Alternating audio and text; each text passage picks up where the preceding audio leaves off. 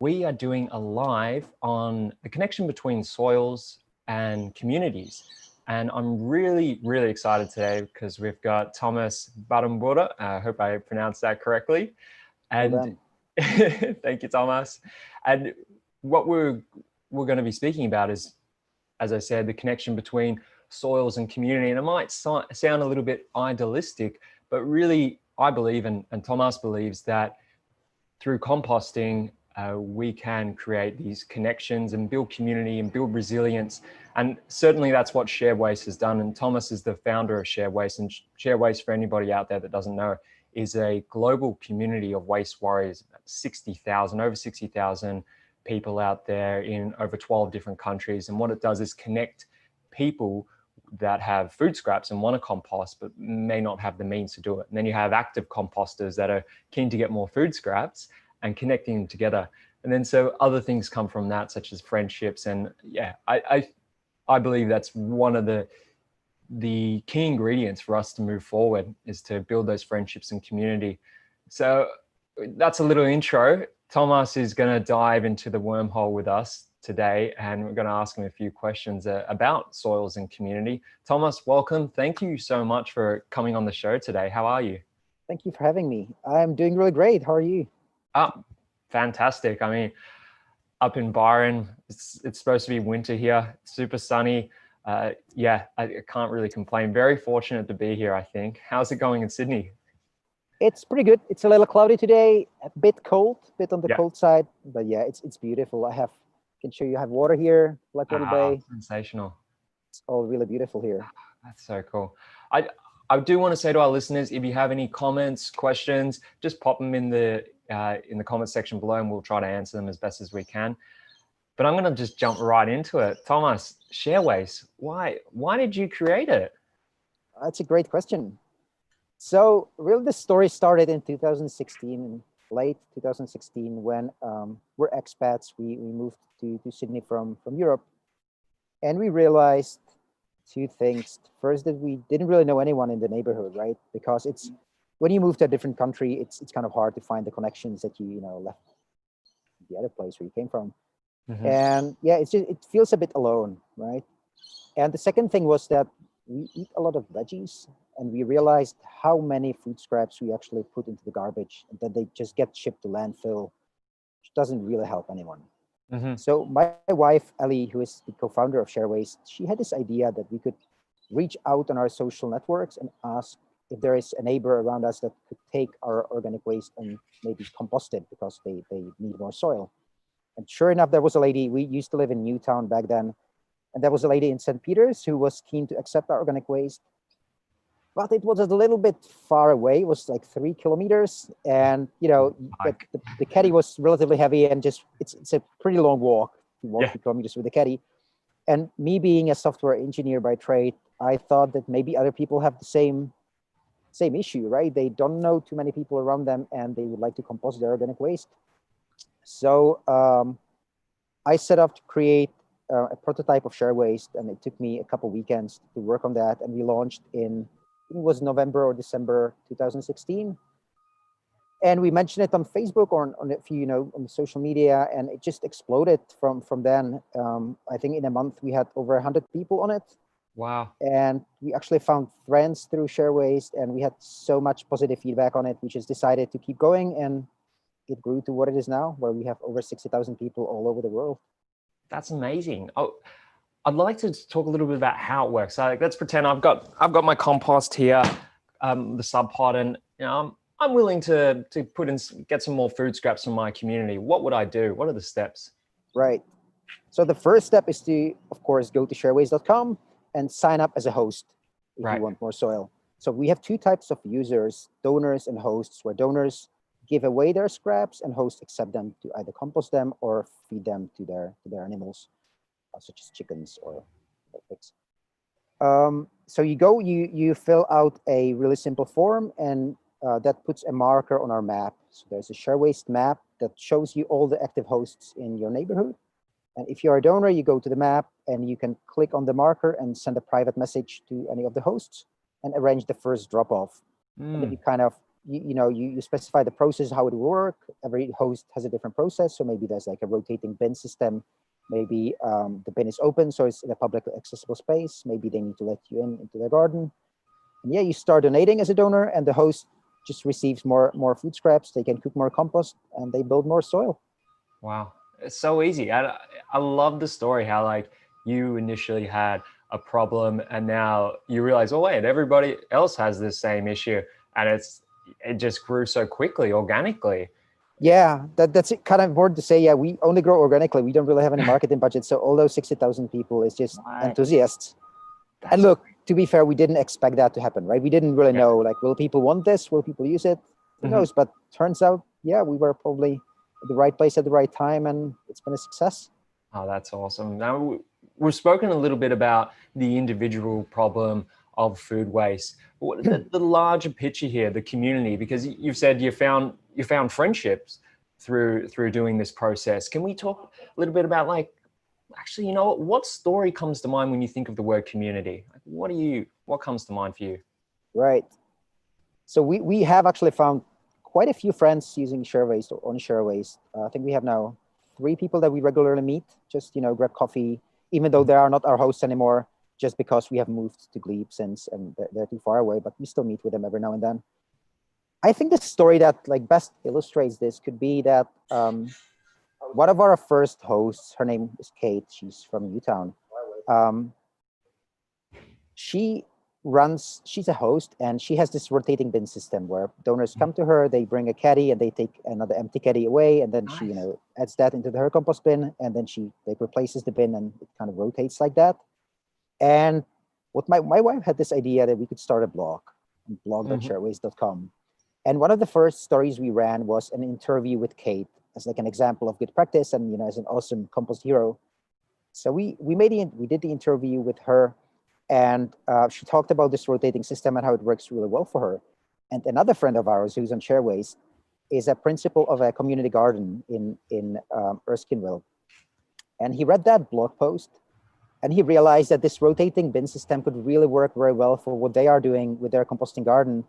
And the garden is next to a school, and they have this program called the Food Scraps Friday. Which really means that every Friday, the parents and the kids from the school bring their organic waste in caddies, and they weigh it, they measure how much they have composted, and the kids put it in the composting bin. And it's every Friday as like this, a little bit of a celebration every Friday. And reading that blog and realizing they could do this rotating bin system has actually enabled them to scale that up and just make it much more efficient and compost much more organic waste, and start scaling up to other schools as well. So I think this is a great example where one of the hosts did something great, and another host read about that on our blog and realized that that could help them, and that's how good ideas spread. That's awesome. And yeah, it just works. We kind of believe that when you have people meeting because of share waste or because of whatever, they exchange ideas, and that's where the magic happens, right? That's where ideas kind of cross-pollinate, and you end up with something awesome. Yeah, I'm smiling because we actually know Lachlan, who started Food Scraps Friday. We installed a sub pod there a couple of years ago, and had Channel 9 camera crew come down and do a bit of filming.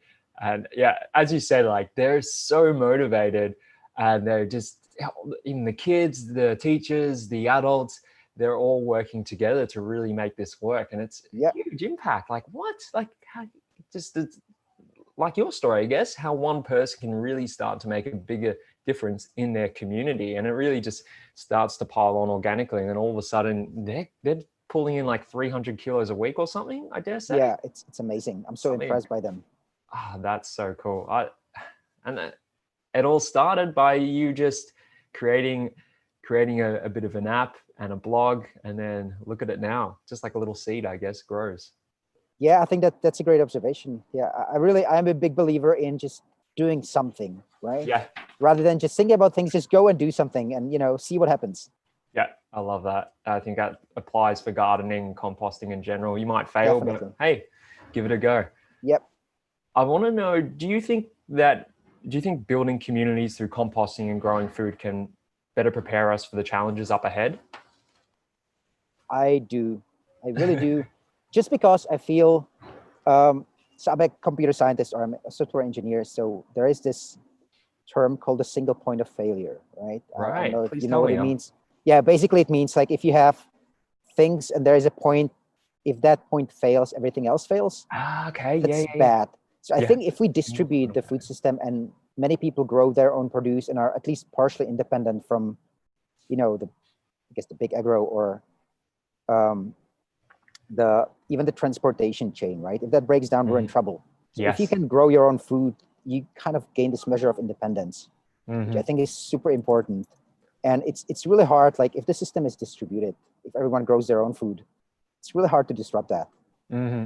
I think. And it's other than that, it's also such a great feeling to actually grow your own tomatoes, for example, right? Like they just taste better. Yep. What's your favorite plant to grow? Well, potatoes, because my last name Yeah. means potato. Fun fact, my last name means potato, and I love potatoes. They're really Yeah. good. Have you ever heard of the potato diet before, where you eat potatoes straight for 3 days? Oh no, I haven't. Wow, that's a cool one to Google. I've tried it a couple Okay. of times. No oil, no, like you can only steam them or oven them or what's the other one? Steam them, oven or boil them 3 days straight, and it's supposed to promote because it's got resistant starch in it. It's supposed to promote uh, Right. healthy bacteria and starve out the bad guys in a simple manner. But I should yeah, try that. No, I haven't heard right. of If you that. love potatoes, 3 days. Uh, but yeah, that was a bit of a sidetrack. But just going back to what you said about that idea of food security that we have here, I think I've read somewhere in San Francisco if the bridges collapse, they would starve in a week or something. And it's so true within, maybe we don't have that same impact there in Australia, but a lot of the food is being brought to one central area. All those Yes. carbon emissions that go in there in terms of actually farming it in the first place, the fertilization process and the machinery, then the transportation and the refrigeration. It's just like, well, it just keeps building and building Mm. opposed to growing some food somewhere. It's Yeah. And that's really, also the issue of like we are pretty spoiled as consumers generally, right? So there's a yeah, lot of fruit and vegetables that just don't even get to the market because they just look funny. yeah. Well, I really believe if you grow your own food, you don't really care if your I don't know your banana or tomato has a little spot or it looks a bit funny. You Hmm. will still eat it and you will enjoy it. So Absolutely. there's basically no food waste. Well, yeah, there's basically no food waste really, because if you actually invested in building it yourself or growing it yourself, you're much less likely to just throw it out because you see the work that went into it. That, I completely agree. It's that appreciation for how much work goes in there because it's Mm, not easy growing a lot of food, and there's certain plants that I would say give it a go, but others, it's a lifelong journey to be able to grow food, and it's a beautiful relationship. But it yep, really, really, it helped me really appreciate that all the food I was getting, like how much effort someone put into to grow that. So I absolutely agree. I completely agree. It's like, well, maybe you'd think twice about throwing something out if you're like, wait, I actually spent the last 3 months planting it from seed to germinating it and turning it into an actual fruit or vegetable to eat. So Absolutely. yeah, there is that huge gap there, but it is really cool. I know. Have you seen a bit of an influx since COVID, just in terms of like people signing up, or has it put any barriers for the system? I think we saw a little bit of a drop just because people were reluctant to go outside and Hmm. or meet new people. There was concerns about, and there still are some concerns about the transmission. But I guess generally it is pretty safe because you can come up with a system where you don't actually meet the donors in person. You can just leave the caddy there. They can disinfect it with a little wipe, and I think it still works pretty well. And we have seen the numbers pick up again. So Hmm. we do have quite a lot of hosts and donors still sign up. We actually do have more donors sign up than before, just because there was a disruption in that some of the community centers that they used to compost closed. So they are looking for alternative options to recycle their organic waste, just because they can't use what they used before. So they are looking to, just see if there's a host around in the neighborhood. So I would totally encourage anyone who listens to that or watches this, if you have a compost and you can sign up and you could use more soil, you could use to build more soil, please do. You'll meet new interesting people, you'll have more soil for your garden. Hmm. It's a win-win for everyone. Yeah, totally agree. It's, and yeah, I've got my parents back in Melbourne, and they've got a sub pod, and they're like, well, we just don't have enough food waste to really get enough compost going. And I Yeah. hadn't even thought about you guys, and I definitely will recommend it. But I think a lot of people are in that predicament, that are really keen gardeners, don't have the food waste. And this is just such an easy way to do it, rather than Yeah. going to stores and asking for food waste, which is something that I like to do, but not everybody else. Yeah. Plus, if you live somewhere where you can't really use, or you shouldn't use the soil, like you need to build up another Yeah. layer of soil because has been some, I don't know, industry, you know, Very things common. in the soil. It's actually pretty expensive to buy soil from Bunnings or from a shop. Like you'd be, well, I don't know if you'd be surprised, but you know, I was definitely surprised when I realized how expensive it is to buy enough soil to actually grow everything. It's potentially hundreds of dollars. So this is a good way to get it for free. Yep, exactly. It may take a little bit of time, and it's also the quality. Anything you buy from Bunnings or any of these hardware stores, they have to go through a bit of a pasteurization process for their soils, as you probably know, and it kills off all the beneficial bacteria. So composting home, it's just 10 times better. The quality of it, you really do notice when your plants start growing. It's just completely It's different. just more alive. Yeah. Yes, 100%. Thomas, this is probably a good time to ask, since you've been in this space for a long time, and personally, I've felt overwhelmed with the environmental problems and what's going up ahead right now, aside from the environmental problems, what kind of advice would you give to some of our listeners out there that are might feeling a little bit overwhelmed right now?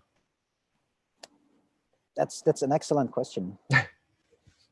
I'd say just get up and do something about it, right? Even though if it's really small, it doesn't really matter.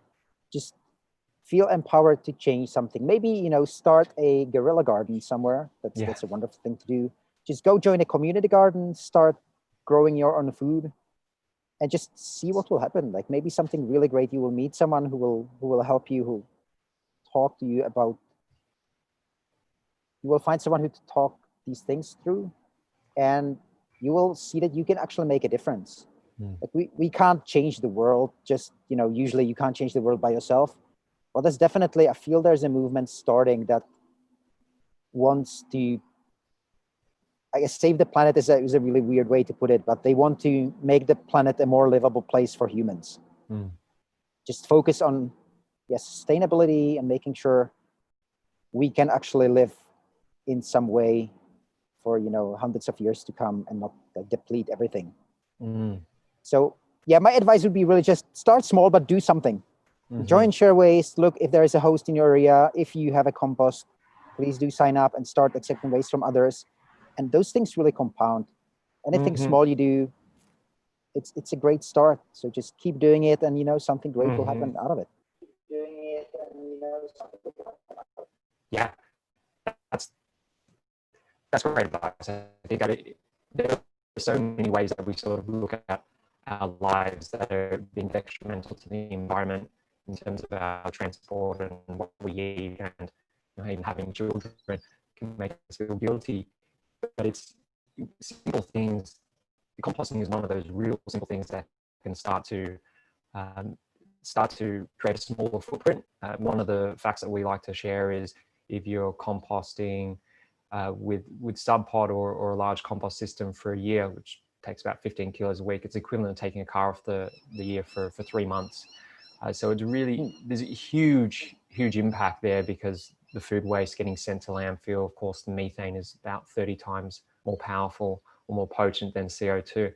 So completely agree with you there, picking one key area, and maybe it's something that you're interested in as well. If you're not interested in green thumbs, and maybe it's cycling and saying goodbye to your car, or maybe it's something else. Yeah. And I bet you will feel happy when you start, like if you ditch your car and you start cycling to work, I'm pretty sure you will actually feel healthier and happier if you do that. I've been doing that for the last 3 years, and I couldn't be happier. A lot of these, 100%. That's the funny thing about it, decisions like bringing us back to what our grandparents did, and composting and gardening. It just makes us actually feel better. It's fun. It promotes healthy living, connecting us back to nature. It's just like, okay, like, yeah, it's helping the planet over here, but really it's helping yourself. That's kind of the way I see it. Yeah. And I Thomas, do feel like, yeah, sorry. Sorry. Go on. You go on. It's cutting off a little bit, but I just want to say, like, we kind of live in this increasingly digital world, and sometimes it's just nice to do something physical, right? Like gardening or cycling. Just, you know, connect with the real world. 100%.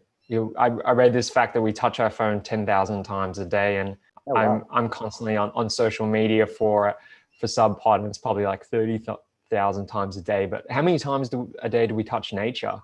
I think that really blew my mind when I thought about it. It's like, what? I'm touching technology more than nature? Most of us probably are like, what's that doing to us? Yeah. Yep. That's a profound thought. I'll leave that to the listeners. Last question is, where can people join Share Waste, and how can they support the wonderful work that you're doing? So you can go to sharewaste.com and register there as either a donor or a host. If you have any questions, you can always reach us at info@sharewaste.com. And the best way to support it really is to join, and ideally join as a host, and, you know, help your neighbors compost and recycle their organic waste. That's the best thing you can do. It will make us super happy. We do believe it will make you happy as well, because you meet some really interesting people. Hopefully, fingers crossed, you will become friends, and good things will happen. Great. That's awesome. Thank you so much, Thomas. I've got you. It just lagged a little bit then, so I've got you in speed up mode, which was quite interesting. But thank you so much for joining us today, Thomas. I really appreciate it. And for anybody out there who has more questions about Share Waste, please just pop in the comments section below, and we'll tag the team. Any questions at all? Thank you guys for listening here today. Build soils, build community. It's a simple solution to a really, really big movement, very empowering. So thanks, Thomas. Thank you, Peter. Thanks for having me.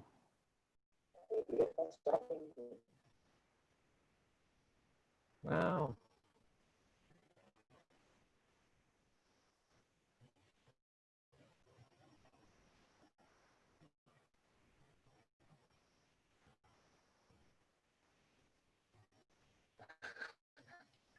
I'm trying to end this meeting, but you still live? Zoom doesn't want to let me. I think so. Got a bit of. There we go. Okay. Take care, everyone.